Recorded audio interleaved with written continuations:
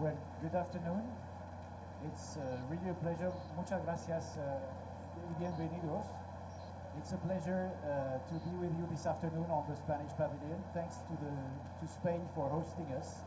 I'm Sébastien Treyer. I'm the director of IDRI, the Institute for Sustainable Development and International Relations. This is a side event on, to some extent, celebrating the achievements of the 10th anniversary of the Paris Agreement, particularly looking at the role of science and international diplomacy to increase ambition to reach the climate objectives. I think what we really want to emphasize is the fact that the Paris Agreement has irreversibly changed the world economy. We see that in the way that the cost of renewables has changed very drastically, but it has also changed, the implementation of the Paris Agreement has also changed the national contexts in a way that we believe at IDRI is quite irreversible, and in particular, the establishment of various types of scientific bodies that are very specific in each of the countries. And we believe that this national independent scientific advice is something that is really worth considering. This side event is going to be about how can we compare the approaches of these different scientific bodies across national contexts, but also how they can cooperate and how they can matter and have an impact in their approach to diplomacy at the global scale and not just at the national scale. I will give the floor directly to the introductory keynote speaker. Thank you very much, Marc Serra, for being with us. Marc Serra is Deputy for Climate Action of the Barcelona Provincial Council, and I will give you the floor for some introductory remarks, please.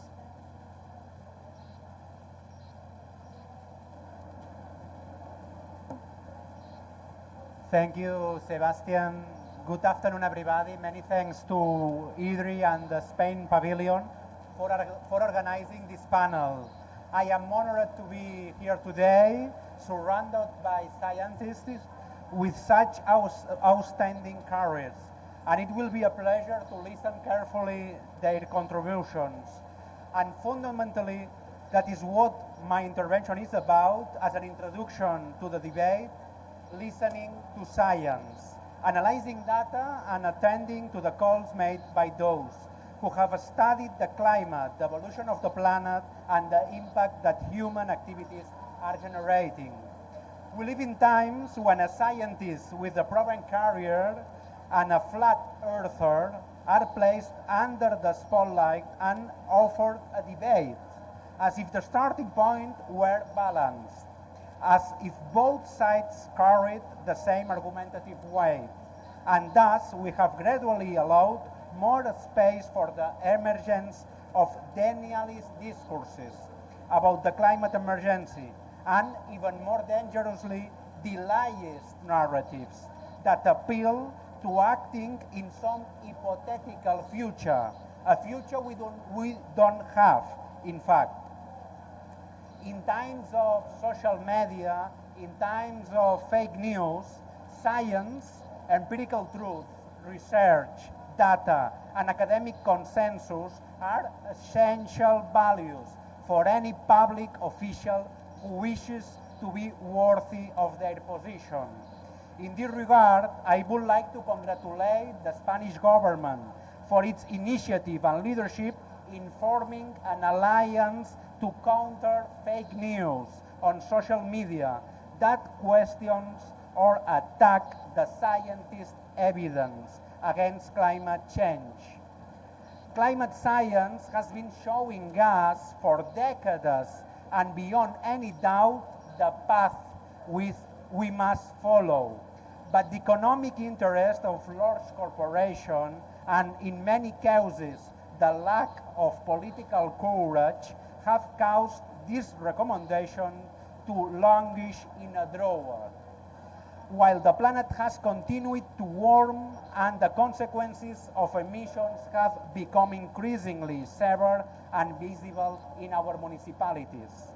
I have often imagined another COP, a conference of the parties beginning with the scientists, with the scientific community presenting the data and the recommendations, and then the policymakers and hopefully the citizens as well immediately starting to design the timeline and funding mechanism for those policies. Unfortunately, that is not yet the reality. And faced with this situation, what is needed is to get to work, to listen to scientific advisory councils, and to provide the right tools at every level of government, from the United Nations down to the smallest village of my province. In this sense, following the path set out by the Committee of Experts on Climate Change of Catalonia, at the Barcelona Provincial Council, we have decided to move toward the implementation of local carbon budgets. Now you will see a show in a video. That is the project that we launch, Municipis pel Clima, Municipalities for Climate, an information system that compiles data of the evolution of the last 20 years in emissions, municipality per municipality, the evolution of consumptions, and the evolution of generating of renewable energy. These data are useful for analyzing trends and the strengths and weakness of each city, and constitute the first necessary phase toward the development of a municipal carbon budget. By the way, the data give us some good news, showing a significant reduction in emissions in most of the municipalities of our province, but still not fast enough to meet the climate neutrality goals to which we are committed. Thank you very much for participating in this panel. Now I leave you with this interesting scientist. Thank you. Thank you. Thank you very much. Thank you very much. Thank you very much, Marc Serra, for these kind words. It's very useful that we, contrary to what you propose for COPs, that we start this panel with scientists by a decision maker. This is really exactly the type of dialogue that we are trying to develop. So thanks for that.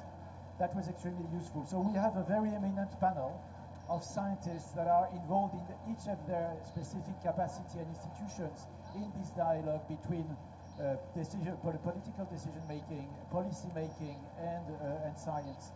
So I have the pleasure to have on the panel my dear colleague Jean-François Soussana, who is the head of the French High Council on Climate, but also a member of the European Committee on Climate.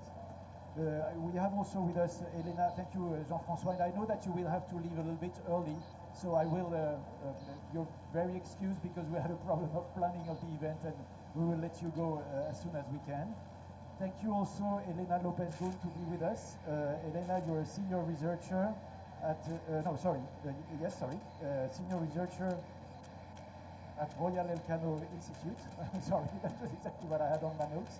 And you're also the founder of eCatalyst, and you're a member of the European Council on climate action. We also have with us Vaibhav Chaturvedi. Vaibhav, thanks very much for being with us. Vaibhav is a senior, let me just be sure about the title. You're a senior fellow at the Center for Energy, the Environment and Water in Delhi, and also very involved here at COP on the scientific advice to decision makers, but in particular also at the national scale in India.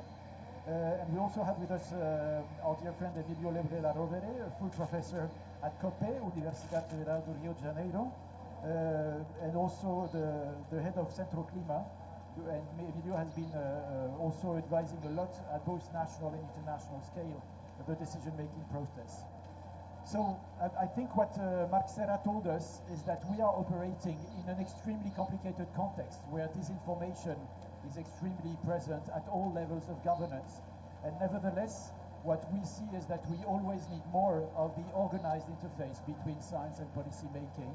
and trying to also preserve the credibility of science in this very difficult moment where denialists are put on media plateaus as if they were of the same type of opinion as scientists. So in this general context, don't hesitate to refer to that general context if that is meaningful for what you could account for. But I believe what we want to insist in particular about is that the Paris Agreement explicitly refers to science as the basis for an effective and progressive response to the climate challenges. And what we would like to address in this panel is how independent scientific bodies, and I say bodies to not necessarily say a constituted committee, how these independent scientific bodies can better inform and influence the diplomatic process at a moment where it's extremely dominated by diverging political interests. And I would say we say diplomacy as if we were talking of political interests just in COPs, but in Brussels for European decision making, in Delhi for federal level decision making, or in Paris. This is also, or in Brasilia also, political interests are everywhere in the room. This is just the beauty of policy making, that political interests are everywhere here. So I think what we would like to address in this panel is how science can advise national decision making on the national climate plans and the NDCs, but also how that informs global scale diplomacy. So I've turned directly to Jean-François. So the High Council on Climate in France is one of the strong examples of institutionalized science policy interfaces or science policy dialogues. It's an innovation for France because France was not well known for being good at a political debate grounded in public policy evaluation. And so I believe the council was instituted in 2018, if I'm not mistaken. So we'd be really interested to have your take on how has this model contributed to enhance France's ambition on climate, but also the transparency of how France has behaved. And if you want to add something about how that relates then to the European or the international scale, don't hesitate to do that. Yes. Thank you. Oh, thank you, Sébastien. Thank you, Mark. I think your introduction was really to the point. Science is under attack. We could see at this COP that the notion of best available science was not agreed upon for IPCC, which is really crazy because IPCC is foundational for the UNFCCC and for the evidence. And as we know, the agenda of IPCC is being delayed because some countries would like not to have the latest evidence before the next stocktake, global stocktake. And indeed, also in France, we have what one could call the new denialism, which is, you know, we have still the old one, which is quite present in our days on the other side of the Atlantic. But on our side, we have the new denialism, which is about there are no solutions. All those options about renewable energies and so on, they do not work. Just keep to the old style fossil energy and so on. So we have to face this situation, and I think it has been evolving. It is now much worse than it has been, let's say 5 years ago. So what is the role of a national science policy interface in such a context? It is really to have a compass for the public action. So we are critically reviewing the carbon budgets of France, and we are, by the law, the authorities that can say if France has respected or not its own goals. In terms of litigation, we have been testifying with the Conseil d'État, which is a sort of a court, high-level court in France, and we were asked to say whether or not this was achieved, you know. So we have an official role, and moreover, we are trying to understand what sort of actions needs to be taken. And for instance, in 2024, we could observe that the climate mitigation in France was at a much slow rate. It was much too slow. it should be multiplied by 3 approximately to reach the targets the government has set and which are the European targets. And we could explain it by assessing what are the factors. And certainly there is a lack of political guidance because of the political changes. We don't have our strategy documents published. They were extremely delayed. And second, we could see that there is a big problem about the just transition. There are many solutions that are not fit for the low wage, for the poor people. And so we have some rejections of part of the population with those climate policies. That is a very important factor we can understand and assess. So these are just examples of things we are studying, reporting, we are communicating in the media, we are communicating at the parliament, and so we have this interface role. And I think it has contributed for sure to keep France more or less on track. All those things are not ideal. And we are working also on adaptation and resilience. And we can see that the current policies here again are not at the level which is required. And we try to bring in the latest science, both on mitigation and adaptation, to explain where to go. So in the European context, as you well know, all this makes sense only if we have French policies that are fitted to the European targets and objectives. And I'm fortunate to be also a member of the European Scientific Advisory Committee, and Elena will talk more about this. And I must say I appreciated to be on both sides, because then I could understand both sides quite well. And this was, I should say, quite critical when it came to the NDC, European Union NDC, and to the 2040 milestone, because France had, well, initially at least, a way of negotiating that was very surprising to us. So we have been publishing a sort of, alert of saying if things go the way it is now planned, it is very risky. We may not reach the NDC. This may weaken the ambition at COP30. It may certainly weaken the law for 2050, which is carbon neutrality in 2050. Can we reach it if in 2040 we do not have enough reduction and so on?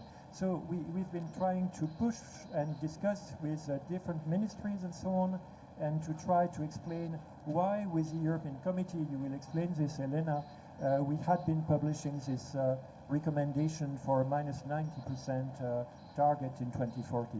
So these are just a few examples that maybe they can contribute to your conversation today. Thank you very much, Jean-François. That was extremely helpful. Can I just ask one follow-up question before I let you leave? How do you see, this was really striking how you said the IPCC is challenged for its reports not to be directly as an input to the international discussion. But you also showed to an extent the national committee in France can be helpful in pushing the decision-making process in Brussels. Is there a way that you see that national scale councils could be also useful for global scale? Is there something that could be created here? That is a bit more delicate because obviously it is the European Union which is negotiating here at COP30. So the only thing we can do is have recommendations for France, for the diplomacy of France at those negotiating events. So we had 4 recommendations this year. For instance, we insisted on phase out of fossil fuels. So we are quite happy that France is committing to this. And now just today the European Union has committed to phasing out roadmap for fossil fuels. So that is one example. Let me take a second example. We think that the COP30 presidency obviously is right by saying we need implementation. And over the last 10 years, we had so many intergovernmental initiatives at each COP in each sector, some of them with some funding, but they are not coordinated. So where we would see a very interesting possibility would be to have for each of the 6 themes of the agenda of action from the COP30 presidency some coordination happening, not only with the UN agencies, but also with some countries that would maybe agree to place some effort in coordinating and having a stock take of all those initiatives and trying to see if this stock take of the voluntary intergovernmental initiatives could be part of the next global stock take. And I think this would be quite useful for the implementation. So this was one of our recommendations, and we try to follow up at this conference about this. Thank you very much, Jean-François, and please don't hesitate to leave if you at the moment you need. Thank you so much. I will directly, if you allow me, and thanks for our 3 other panelists to be with us. I will directly turn to Elena to follow up on this discussion about the different scales of governance. And so the EU here, as Jean-François stated, acts as a regional bloc, and there is only one voice under the Paris Agreement. But how is the EU scale science policy interface functioning? And in particular, how to align the diverse national interests that are so complicated. I know that Vaibhav and Emilio could also talk of their federal government, but the European Union is not federal. It's something of its kind, even more complicated probably than your 2 countries. So we'd be interested to understand that and to what extent there is a potential to take those lessons, to understand the interest, the potential of transboundary transboundary scientific collaboration to enhance or to reinforce regional collaboration. The floor is yours. Thank you. Yes, I've very briefly explained how the European Scientific Advisory Board is structured, so people understand. It's basically 15 scientists. I'm actually a practitioner, so in that sense, I'm a little bit different to the other 14.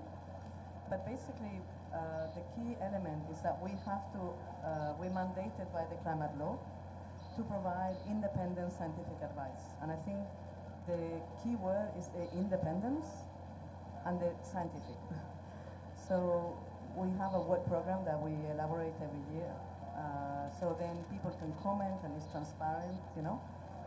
And I think for us, the main remit we had for, in a way, our period, because the first period is coming to an end in March, was actually to indicate the 2040 target. And I think when we looked at the scientific evidence, that's why we mandated a very ambitious target. We are aware, 90%. In fact, it was 90 to 95, you know. Because when you look at the evidence, you know, that really is, you know, what we're seeing, you know, that I mean, I'm actually more coming from the adaptation part, and when you look at the impacts, you know, we know that it actually does make a difference, and in fact, the costs now will be lower than in the future. I think in relation to your question about the link to the national governments, we really, our focus is the European Union. For us, it's very clear, but what we do is we liaise with the national climate councils, which is why it's very, very important that we have national climate councils, so that then, in a way, we're mandated to comment on EU law and EU policies, but of course many policies now have evolved at the European Union level. So for example, at the moment, we're working on 2 new reports that will be coming out soon in the beginning of the year. One will be on the common on agriculture. And for the first time, we will be looking at adaptation and mitigation. And also for the first time, we will be looking at adaptation. But I think for us, what was particularly important, and I think that's one of the innovations from a scientific council compared to, for example, the IPCC, is that we are supposed to give policy advice. That's a huge difference because, I mean, I was part of the IPCC on the working group 2 on the water chapter. And there, of course, you start on the fence. You know, you're not supposed to give any kind of prescriptive policy advice. So, changing the hat to being part of the European Scientific Advisory Board was almost like a mentally, you know, had to make a big change. I think what I think is also very important internally, I want to stress that one of the things that has been particularly valuable is that within the board, we have very different views. We come from different member states. And until now, which I think is very important, we have acted on consensus. And believe me, for some of the items, we have discussed for hours on some small part, because we understand that what someone from Sweden is going to experience, or the perspective from Sweden, or if you come from Hungary, or if you come from Spain, is really quite different, both from the climate point of view, but it's on the governance and the. So, for example, one of the things that I think for me has been particularly interesting in the board is we have to be aware not only of the policy cycle, but of the politics that are going on. So during our term, we have seen a change in the Parliament. We have a change in the European Commission. And in a way, I would actually argue a slight backpedaling at the council level. So I think, for me personally, but I think in general for the European Scientific Advisory Board, we think that that is our role. You know, to give that independent scientific advice saying, okay, you know, maybe there's been we have to acknowledge the disinformation. We have to acknowledge the fact that, you know, people in Europe have voted and they express democratically a shift to the right. We have to acknowledge that. What does that mean? We have to listen, but we still have to give, you know, the advice on evidence. I think that's also, so we do pretty much as possible. All the advice that we give has to be based on you know, scientific references, you know, studies that, you know, we analyze. So we actually are confident, and if we don't reach consensus or we don't have the evidence, then we stay away. Yeah. Thank you very much, Elena, because that's really important the way you say we scientists in that context are given the mandate to give policy advice, to be policy prescriptive, but that gives you also kind of a responsibility to listen to how the political debate is organized, and not just to talk from science, but to talk how science can then be relevant and what is going to be the reception of your message in order not to polarize more. I know you didn't say polarize. I throw that in, you might react on that. I'm not a speaker here, so I stop there. But I think that's really, I really got the point. I would like to turn to Vaibhav Chaturvedi. Vaibhav, thank you very much for being with us. I hope you generally can hear what we are saying. Sometimes I struggle myself a little bit, but I think it's okay. I got the general points. So I wanted to ask you, Vaibhav, how do you see the possibility that domestic scientific assessments of policies or of the ambitions can inform India's internal policy making, but also its diplomatic position? And if you want to throw in something about the federal complexity of India, if that matters, of course, very welcome, because there are some analogies that might be interesting. And so, to some extent, for that scientific advice to India to also matter in international circles, which actors would need to be involved in the assessments? What are the types of national research institutes, scientific bodies, universities that do matter? And in particular, if you could tell us a little bit about the role of your institute, the Center for Energy, Environment and Water, in that context. Because in India, there is, for the moment, not a committee that has the legal mandate of the two committees that we've discussed before. How does that seem? How do you see the situation in India? Floor is yours. Great, thank you, Sebastian, and thank you for this invitation. I think this is a very interesting discussion for me, and what I would do is I will start with the experience of my institution, and I think from there maybe there would be learnings for the other process that you are referring to. So some very interesting things that we have learned, I think, working in India in the last over 10 years or so.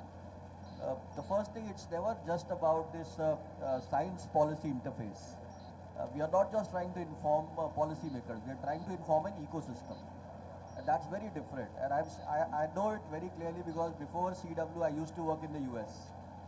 So the way policy and that science interface operated there was so dramatically different from the way it operates in India, right? And in India, we have to convince not just the government, We have to convince all other stakeholders who are involved in the discussion. We have to engage with the media very closely. And you can understand none of these people are super experts in climate. So we are kind of going after the whole ecosystem. And what the policy makers are hearing are messages from many different directions. So for informing policy, our best effort is to inform many people who are then going to these policy makers. It's not just that we are directly going. It's through many of these other people who are going to policy makers, and the hope is that through that and that is why, because you have to do a lot more work, it is a lot more inefficient and slow process. Just you have to end up convincing kind of so many people, you know. And the strategies we use is, for example, we write a lot of opinion pieces in national dailies. So now, because those are things very important for the government people, that if you are published in a top national daily, even if you are not a researcher. So it's a very interesting thing I learned. I found so many people writing in national dailies who had zero research experience. I was very interested that what is happening, and those people were actually fairly influential. So the question that we had was that how do you also write, how do you also do the same thing, but then what you are writing is backed by research, because that's what our endeavor is, right? Because then you are competing with others who are not doing any research, but they are writing well. And they also have opinions. So we kind of have to respect all of those processes, all of those people. And it's not just about the research, it's also about some other opinions which also are logical. They might not come through a very structured, rigorous research process, but they are not necessarily illogical opinions per se. So we have to understand all the whole kind of dynamics, and which simply means one thing. We have to engage. And we have to engage with all kinds of people. And I think a very important part of my job is not just to do research and write research. It is just to engage with people. And when we are engaging, I think the rule of thumb is 90% of the time you just shut up. You are listening 90% of the time. And you are not listening to just the policy maker. You are listening to industry guys. That's extremely important. So when I engage, we engage with the industry guys. We listen to what they are saying, what are the challenges, all sorts of things. So let them speak, you listen to them. You listen to what the media is saying. Media is picking up so many things from so many directions. You listen to them, to industry guys, and you listen to other colleagues in the civil society. So you kind of listen to a lot of these people, and then you are much better positioned to answer, you know, what kinds of things are coming up. Also, something very interesting that I have found in the Indian ecosystem especially is this difference between perception of academic versus think tanks. For example, if I had in front of my name a professor, the way the policy makers will view me. I was hesitating, should I call you Professor Chaturvedi? And I was not sure I had it on my Well, notes. no, unfortunately it's not professor. I'm just saying if I had a professor in front of my name, the way policy makers would view me is going to be very different. And that's cultural. So that is the cultural context. And that's extremely important, because the way, you know, gurus are revered so much in India. It's not just with policy makers. It's like if my professors come, I will kind of stand up right away. You know, it's the culture.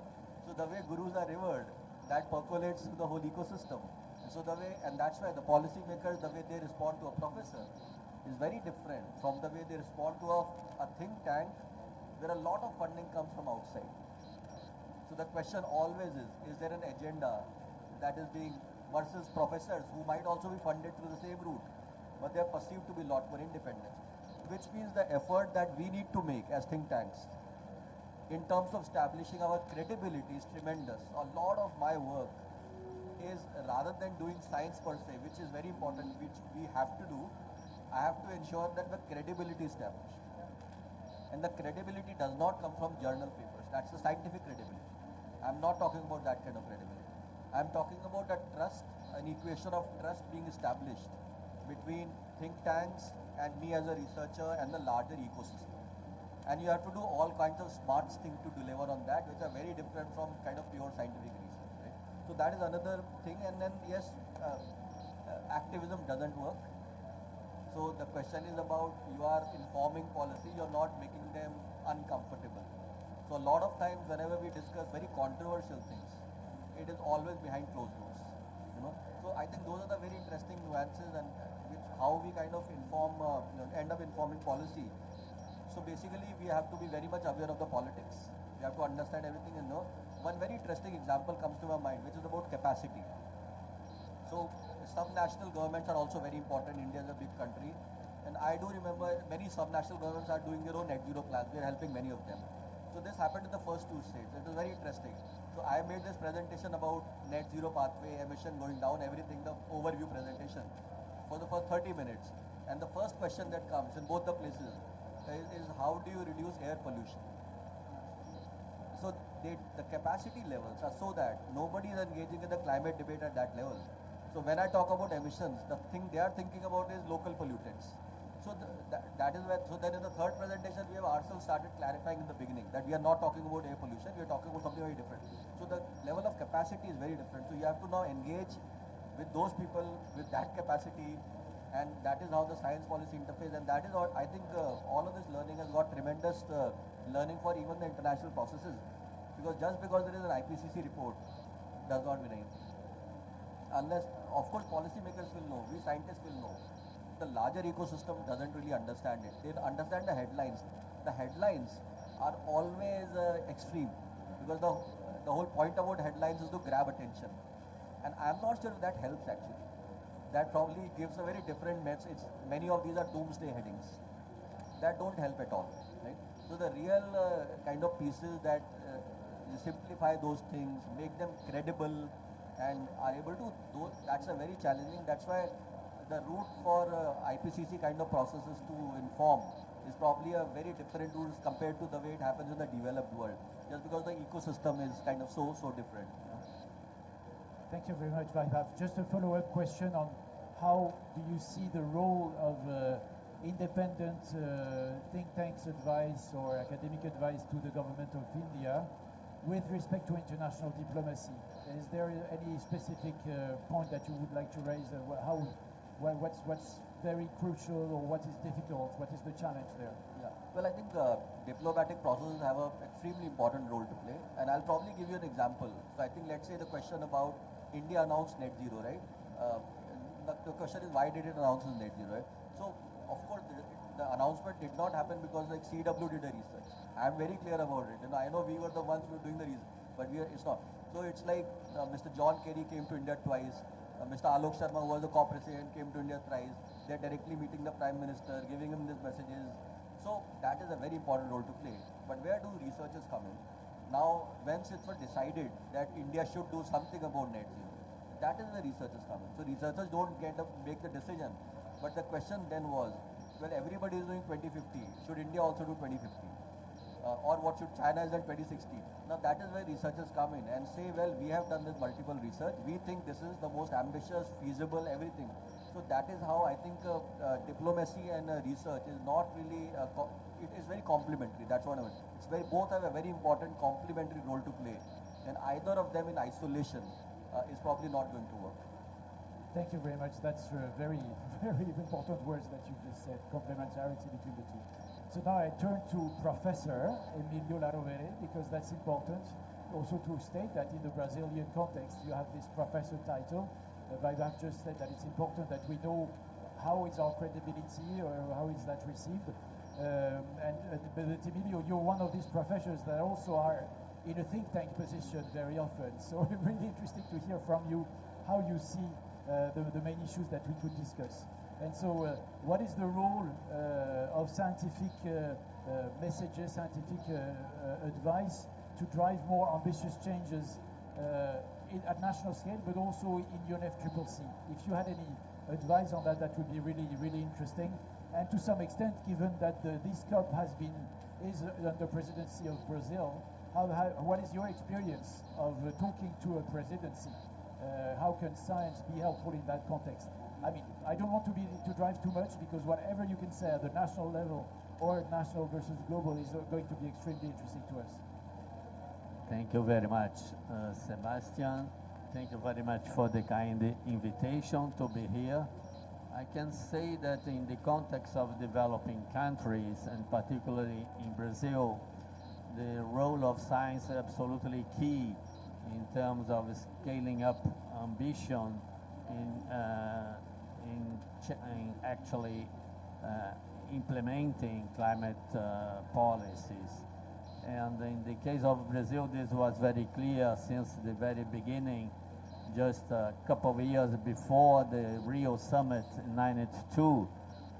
It was a bunch of scientists who actually alerted the government that a big climate issue was coming, and then it was created by the government the first climate change unit within the Ministry of Science and Technology. Until even today, the Ministry of Science and of Technology in Brazil is the focal point for the convention. Gets the funds from the Global Environment Facility, prepares the national communications, the biannual reports, the annual inventories. So this illustrates very much. I think it's maybe the only country. Of course, we have the Minister of Environment, and now even the Minister of Finance are playing a very key role in climate change policy in Brazil, but still the Minister of Science and Technology is still very important.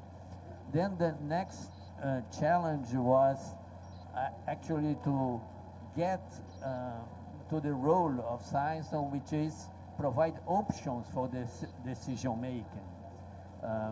In the first big event was the Kyoto Protocol, and of course the Brazilian proposal of creating a clean development fund, and the contribution to the fund would be proportional to the historical responsibility of each country in terms of temperature increase, has demanded a calculation of this cumulative responsibility, which was done by a bunch of science. This was done by less than 10 scientists together with less than 10 diplomats and negotiators. And this following step was to actually create the awareness that in the context of a developing country, tackling climate change would not jeopardize economic and social development. This was absolutely key, because even if the responsibility was initially and mainly from northern countries, we could take the opportunity side of climate policy. And again, the scientific community provided a number of scenarios that have helped the Brazilian government, President Lula in Copenhagen, make the initial step of ice breaking for developing countries to put forward a voluntary commitment in Copenhagen 16 years ago that Brazil would have actually a target for 2020 that was a cut in absolute economy-wide greenhouse emissions. And it was actually met.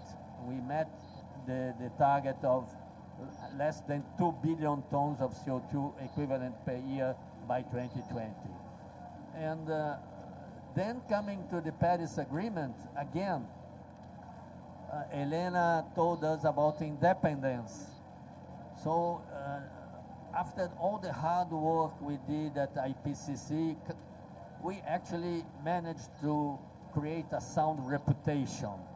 So we had also the convening power and the mandate from the government through the Climate Change Forum, which, as the name says, in Brazil we have this institution, the Climate Change Forum, where all stakeholders met, to actually have the stakeholder engagement in actually building the assumptions, the storylines, and the quantification of the scenarios for the intended national development contribution, national determined contribution to the Paris Agreement. So this is again another important role. And finally, we get now by 2025 with the second NDC, again, scientific scenarios have informed the economy-wide target that Brazil presented in Baku in the updated NDC, and we are now helping again the government in assessing the economic and social implications on how to split the economy-wide target through the 7 different sectoral goals. And again, this is actually done already now with public consultations at a very large scale, and actually we made a long road to get to the situation now that we have this dialogue. And again, when science as independent of all the vested interests that we have around these policies, can play a key role to help to create new options, and also to show the homework, the requirements for public policies and also for business policies to match the challenge of climate change mitigation or and more ambition decarbonization targets. Thank you very much. I was going to ask you a question about advising governments, but also the other stakeholders, as Vaibhav was saying. But you just said you also advise businesses, for instance. So that's what I think, to some extent, showing that advising government is also advising the whole of society players to be able to go to a policy decision. If you want to comment on that, but then I will turn to the audience for some questions. Sure. I think all the stakeholders come with a cahier of charge after all, because you have different possibilities, and particularly possibilities of partnerships, of public-private partnerships. Without mobilizing private capital, it's not possible in the context of developing countries to actually tackle the decarbonization and get to the transition to a net zero economy.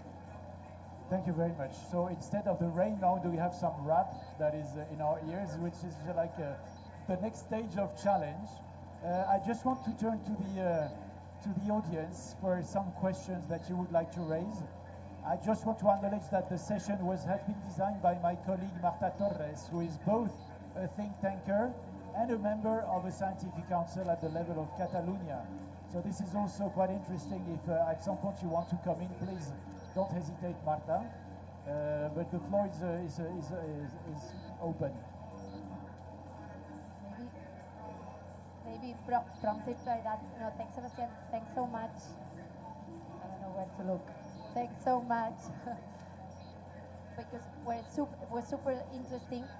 And knowing that we have, looking at here the audience, we have, I'm looking within Spain, and we have the Basque Center for Climate Change represented, and knowing very much the Spanish level. We have the Catalan government, we have Barcelona, and we are all working, with carbon budgets. And I was wondering, like whether you have experiences on how to coordinate at these different levels. And for Spanish and for Spain, from Spain, I'm also thinking about Europe. But are there initiatives that allow for, this multi-level coordination, or at least, like to be able to, that this compass, fits together across the different levels of governance? Would any one of you comment on that? So please, Elena, the different levels of governance and the role of these scientific bodies. Yeah, I think just to answer your question, Marta, I think the multi-level governance is critical, because that's actually the reality of climate change, yeah? So, for example, in this case, you work in the Catalan Scientific Advisory Board. I think to me it was very interesting to see the impact you've had already, as we heard from Mark on the carbon budget. So that's an example.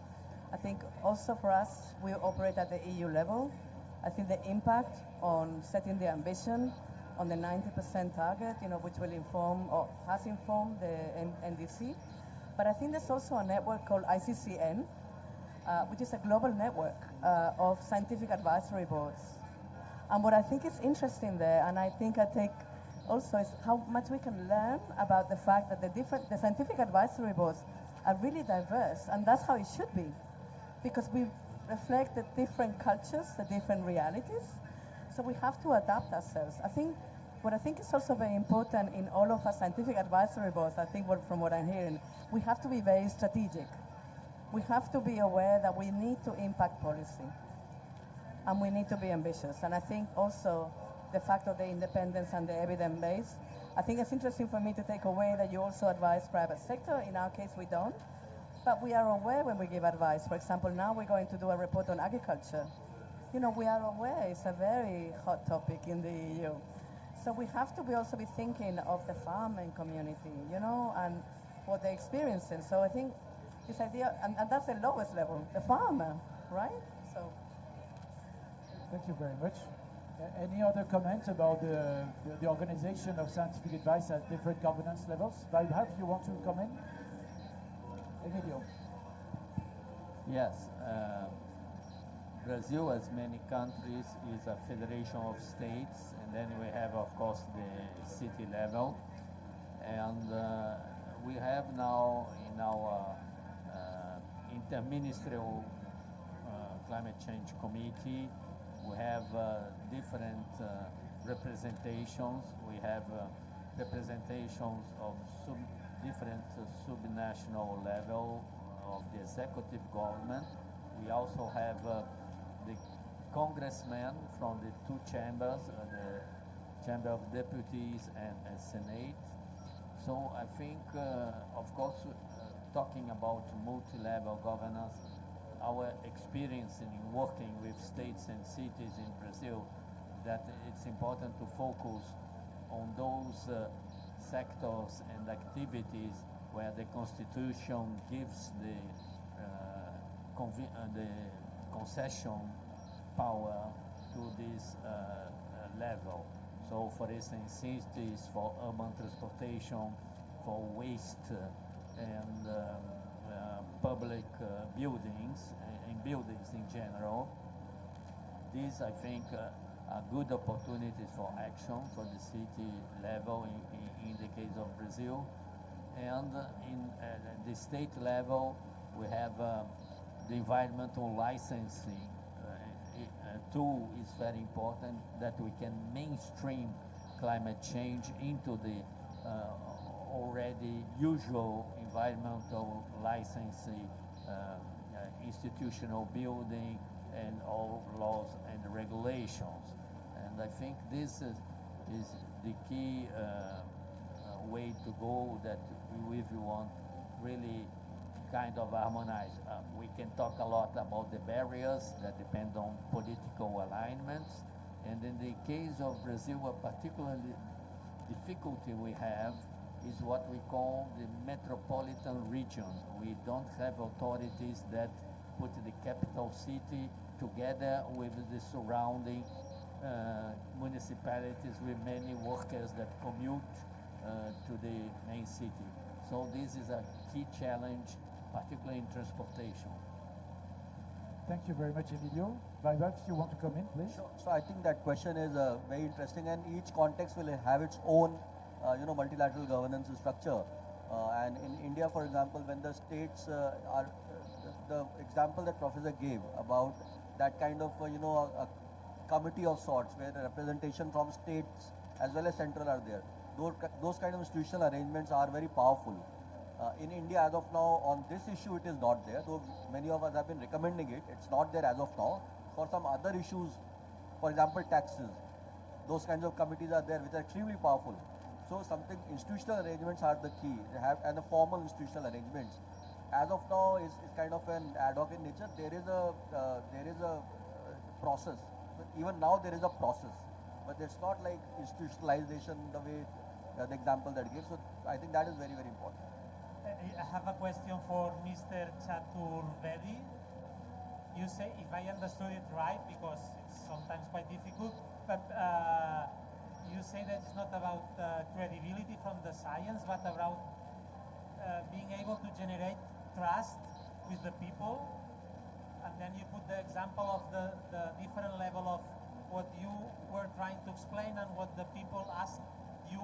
The first question, that it was something different from. So you were talking about climate change, and say, what about local pollution? So from the science, how you can generate trust with the people, because how can you connect these two different levels? Yes, thank you for the question. So I think the example that I gave was more of an example of lack of capacities. So it was not really an example of science. It was more like lack of capacity where we need to operate. But the other part you are saying is very important. And so it's not that scientific credibility is not important, but I'm saying that is a necessary condition. That's not the sufficient condition. So you have to have scientific credibility. But beyond that, you have to do so many other things to create trust. So I think that was my larger point. Trust creation is a lot more important and has to be based. If I don't have scientific credibility and I try to create trust, that is not going to work. So I think it's very important to have both to ensure ultimately policy, we are able to inform policy. Can you give an example of how what is important to create that trust? What do you do? Yeah. Well, the first thing is, as I said, science. I'm not even talking about science. I'm assuming science is good. Like we have to do good science. I'm not.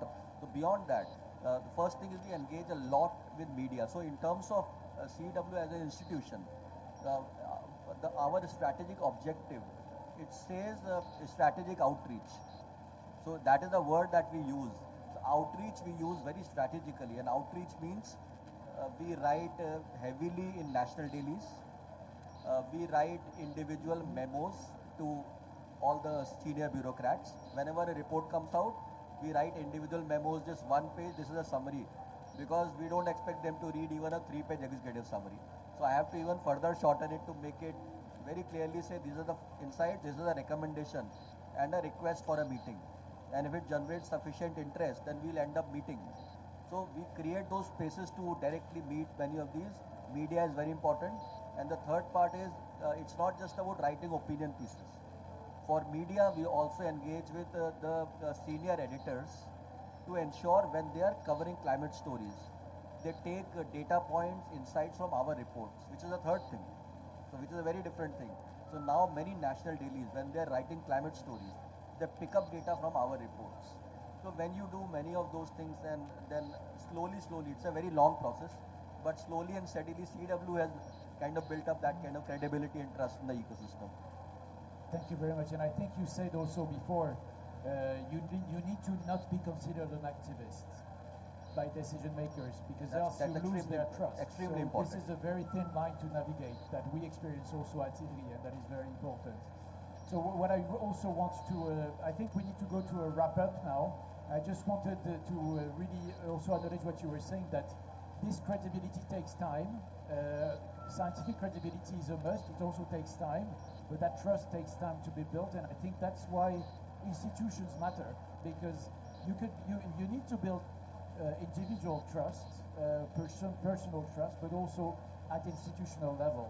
And I mean, Elcano is probably the same, so universities also have their own institutional credibility, etc. But each time you need to also build that over time. And that I think is also quite important.